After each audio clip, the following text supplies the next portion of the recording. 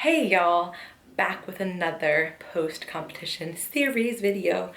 This one is on the post-competition blues. And I think I can speak for everybody. If you've done a show that you've most likely felt like this at some point. So pretty much what happens, and this is really well documented in like Olympic athletes as well, and just athletes in general who like work towards like a really hard goal. Obviously, I would say that Olympic athletes are working towards a lot longer goal than we are because it's every 4 years. But say you have worked towards a contest prep, right? And I don't care how long or how short it was, you had this like extreme goal, right? It could have been 8 weeks, 12 weeks, 24 weeks, whole year, whatever the hell it is. You were getting ready and you had your focus on this one singular day, possibly days if you're doing multiple shows, but just hear me out. You're working like blinders on towards this one thing, right? And what happens is, we build up a lot of excitement towards that day, right? Like you're either, if you've never competed before, it's like the excitement of like, oh shit, I'm doing a show, like what's going on, all this stuff, like what am I gonna expect? And then for people who have competed before, you know exactly how it feels, so you're excited because of that. There's just a lot of excitement that goes into it. And then, generally speaking, like if it's somewhere that like, family or friends can come to, like that's gonna be exciting. Or like if you compete with like other people that you know in your area, or you're traveling to that show and you know people there, like that's gonna be fun. And maybe you're traveling, like maybe you're like, there's just so many exciting things going on, and like you're working towards this one singular goal.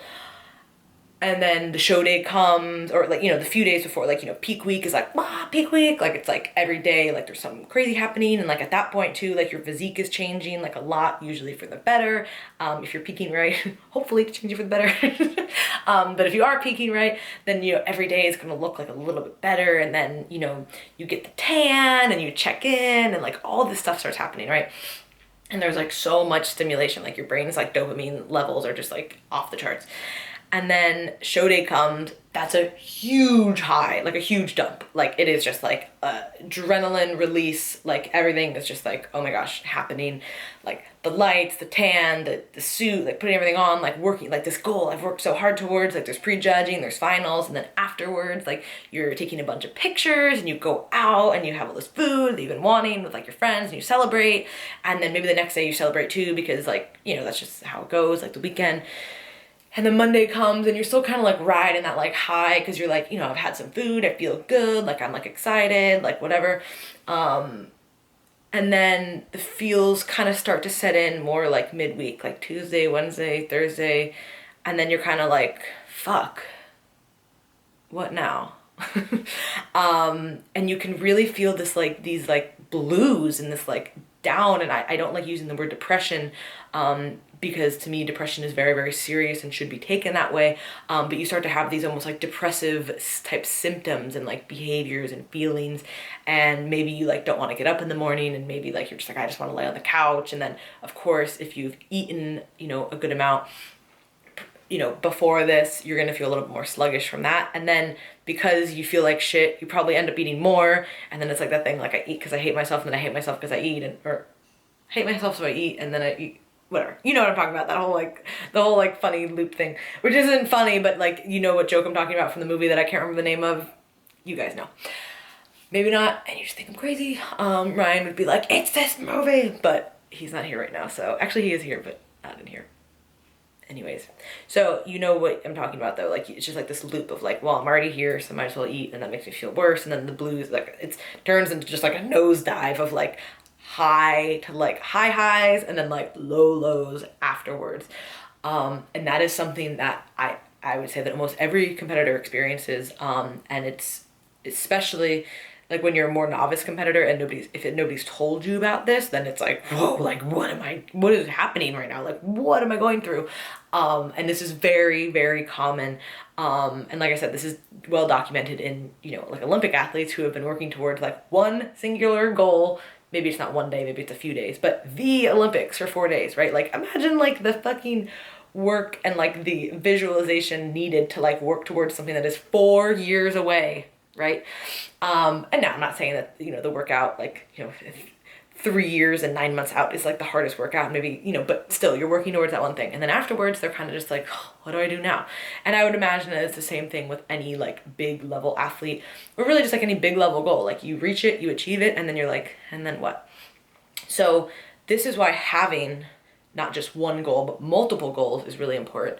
So if you are somebody, now you're not going to be able to know this right away if this is like your first season, because you don't know if you even like this damn sport, right? So first, if you're new, if you're novice, you need to do a show or two, see, hey, do I even like this? And then you can kind of decide afterwards, like, okay, am I going to continue this? Am I going to do an off season? Am I going to compete next year? What am I going to do? For people who are more seasoned, you kind of have an idea of if you want to continue to compete or not, generally speaking. I mean, maybe something comes up and you can't do it, but overall you're kind of like the gist of like, okay, I'm going to have this season and then this off season and I'm going to do these shows next year, and you kind of have like a long-term plan, or you should. If you are interested in competing and actually being in the sport for more than, you know, a season or two, you're going to need to plan these kinds of things. So having this game plan and understanding, I think just knowing that you're going to experience this a little bit is really, really key.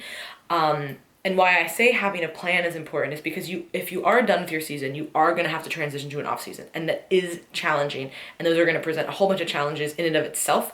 And the goals that you set for the off season are very different than the goals that you set for season, because the goals for season are very visually appealing, right? You're getting smaller every week, and they're very tangible and, you know, quantifiable, because, okay, I'm either losing weight, or I'm, you know, measuring smaller, or I'm pinching less with body fat, or I'm, you know, the pictures are looking better. Off season, you know, like, if your goal, of course, is to like build up your metabolism and build more muscle, like it's gonna come a lot slower, and it's not gonna be as obvious. And it's not gonna be like weekly changes. I mean, fuck, even dieting, like at the end, like it can be like daily changes, right? Like that's not gonna happen in the off season, right? Like you may have a good workout and have like a good pump or something, but like overall, it's gonna be a lot slower if you have physique-based goals. So that makes it so much more challenging, I would say. And this is why people fall into competing all the time. Because of this like high you get from competing in the competition weekend, it's really easy to jump back into that, especially when you're feeling really low. And that is the worst time to do a competition. If you're doing a competition because you have either overeaten, or you're like mentally feel like depressed that you're like not doing a show, or like whatever, not like call the season. Do not even think about doing a show. You're gonna run into so many more problems. You're gonna run into those same problems afterwards, but like tenfold each fucking time you do a show.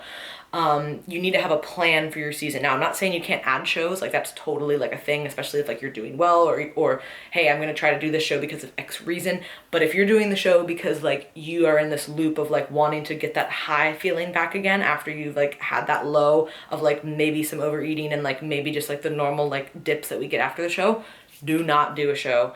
Call that season, you guys. It's really, really important. And that's where having like a good coach and like a mentor is so crucial, because a good coach is going to be able to read that through like your updates, and know that if you're in a good spot or not. So post-show blues, they happen, but I think having realistic goals for yourself afterwards is the best way to combat it. And also just knowing that like, hey, I might have a few days of like feeling like on top of the world, and then I might have a few days of feeling pretty down, and it's gonna get better. Just knowing that, for me at least, helps control it, because it's almost inevitable. I mean, in varying degrees, but you have to know that like, hey, like I'm gonna be really excited about this event, and then I might feel a little bit down afterwards, but that will level out, and I have these other goals that I'm gonna start working towards too. So those are my big tips for post-show blues. It's normal, you guys. It sucks. It's not fun. Everybody wants to feel like that high all the time. And some people do drugs. I mean, like there's like, that's like a real thing, right? But please, if you are feeling down for any reason and you decide to go into a show because of that, it will not fix it. It will make it so much worse. So I plead to you guys, if that's where you're at, do not do another show. Talk with somebody who's experienced in this area. Again, whether it be a coach, mentor, friend, whatever it is, and be honest about your feelings. Like, hey, I'm doing this show because of this reason. And if it is for the wrong reasons, don't do it. Save yourself the trouble, I promise. So thank you guys for tuning in, and I can't wait for the next one.